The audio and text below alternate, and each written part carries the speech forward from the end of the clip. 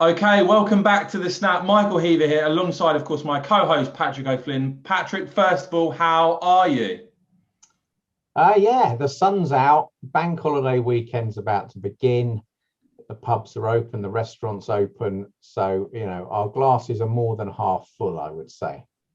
Absolutely, they always are here on the Snap. I hope everyone has an enjoyable weekend as possible. Now, first of all, Patrick, we're going to start with a poll that's literally just come out before we started talking. And of course, we've seen, as we saw, before the last set of elections, the obsession with Westminster curtains. We've now seen the same obsession about Dominic Cummings in front of MPs. Well, the first post Cummings appearance poll has come out. What does it show? The Conservatives up, Labour down. Once again, it seems like the bubble is massively out of touch with mainstream Britain.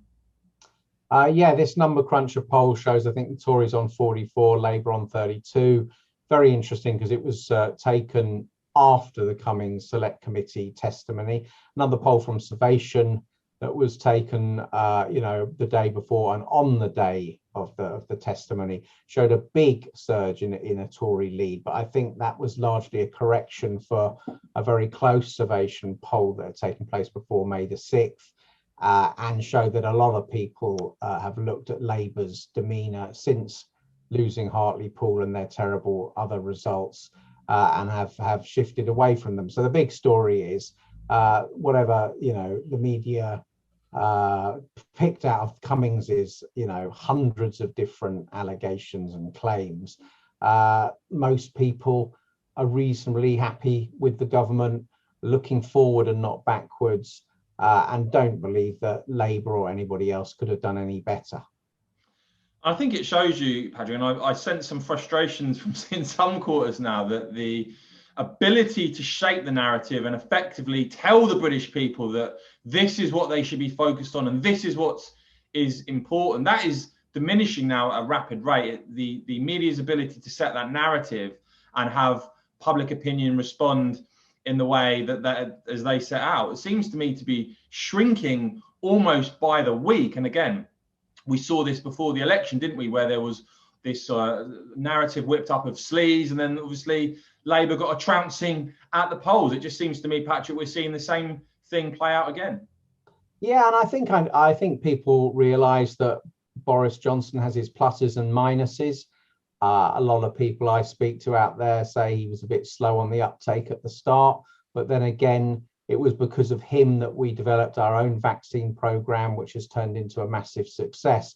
So seeing over the whole experience of this COVID nightmare, we've had a much better second half than first half, and we're going to emerge about mid-table in Europe in terms of our death rate per million citizens. And given our levels of obesity, the density of population, particularly in English cities, the fact that we've got in London, the continent's only global megacity, all these factors would seem to point to the fact we've actually done okay. It could have been a lot worse. Every country has had tens of thousands of deaths. It looks like Italy will overtake us pretty soon in terms of absolute death numbers too. Most of Eastern Europe way worse than us. So if the mainstream metropolitan left thinks that COVID is some magic bullet to bring down Boris Johnson, I think again they're barking up the wrong tree. They need to look at themselves and they need to adjust to the post-Brexit political paradigm. While they keep telling us we were wrong to leave the European Union, they're not going to get off the starting blocks. And isn't a big component of this as well, Patrick, the fact that after that, as I say, that trouncing that the Labour Party had under Keir Starmer, we heard lots of platitudes. I mean, what have Labour done since? We noted in a previous episode the pathetic performance of Starmer at Prime Minister's questions. And again, Labour seem to be in this mindset of just playing to Twitter, playing to some journalists, and they are completely out of step with mainstream British public opinion, have put nothing forward of any value or note since that electoral trouncing. And I'm afraid, if Labour want to win back those in places like Hartlepool who voted Tory for the first time in that spectacular by-election victory for the Conservatives, it's going to take a little bit more, I think, than this sort of infantile giggling and, as I say, play into the Twitter gallery.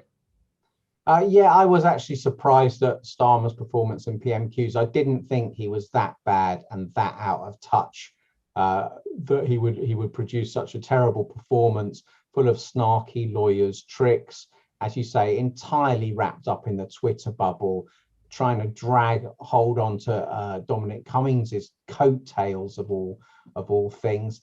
And he's offered nothing in terms of political vision or particular policy announcements himself whatsoever. Now, Starmer has recruited a pollster called Deborah Mattinson, who's a very good opinion pollster, to try and put Labour back in touch with what used to be called Middle England. So I wouldn't be surprised if they started coming out with some positioning and policy announcements soon. But really, it's an Everest they've got to climb. And I think people have already made their minds up about Keir Starmer. And not only that, the whole of the Labour front bench. And that's before you even get onto the horror show of their backbenches. Now, Labour have pushed the button on the Batley and Spend by-election for July the 1st, which, you know, is quite a rash move, I would suggest. I thought they'd kick it to the autumn. But they were obviously excited by the Cummings stuff and thought they were back in the game. So we're going to have a by-election, July the 1st.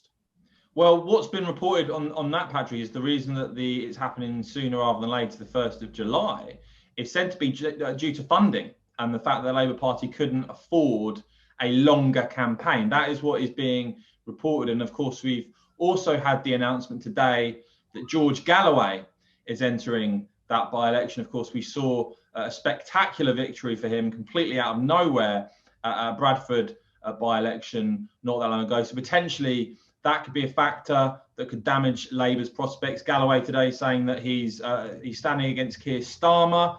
If Keir Starmer loses this by-election, he said it's curtains for Keir Starmer. So if for whatever reason you think that the current leader of the Labour Party needs to be replaced, I'm your man. That's his pitch. As I said, happening sooner rather than later, the 1st of July. What's your prediction on that, Patrick? Well, I was looking up the bookies' odds today because the betting market's called Hartlepool, right? And they say that the Tories are 2-1 on favourite. So they're saying if you were to run this election 3 times, the Tories would win it twice and Labour would win it once. So it looks like the Conservatives are in the box seat. With Galloway, he's a very canny campaigner. They're making a pitch for Corbynistas and left-wing Labour supporters, and the message is that Keir Starmer somehow needs to come back to a harder left position. So yeah, the Galloway factor is unknowable but not helpful for Labour. Equally, there could be independent candidates who trouble the Tories. But my instinct is that we're seeing this big cultural political shift, and that it will take the Tories over the line and the Conservatives will win in Batley and Spend. It's very clear, Patrick, when you look at the evidence, when you look at the national polling, and certainly when you look at Keir Starmer's personal ratings, they're getting worse, not better, across the board. And as I said, it's going to take more than this sort of snarky approach to turn it around for Labour. Do you think we're going to see something big in terms of a policy from Labour before that by-election? Because if not, you know, it looks to me like they could be in major trouble. And if they do lose the by-election, of course, there's a lot of talk already that Starmer would either face a leadership challenge or would be under massive pressure to resign. Well, I think Starmer and his people have got a big call to make. Do they start unloading their locker of whatever they've got in it? Is there anything in there? Yeah, well, that's another point. Is there anything in there yet at all? But do they go for new offers and big ideas in a bid to win and save Batley and Spend, or do they hold back to party conference season, a kind of leadership relaunch with the message that, you know, politics has been extraordinary, it's been dominated by these issues of Brexit and then COVID, and this is a clean slate, new era, and Keir Starmer will unveil some ideas in that Labour conference speech in September. I suspect he'll go that latter route, and they won't really have much new to offer in time for Batley and Spen, because they'll think it won't get much of a hearing and it'll mean wasting big ideas. What those ideas might be, I don't know. I should think it'll be more kind of redistribution to lower income people, perhaps something bold on council housing, a new generation of that. Those are the things they might do, but I would suspect they'll hold off till the autumn.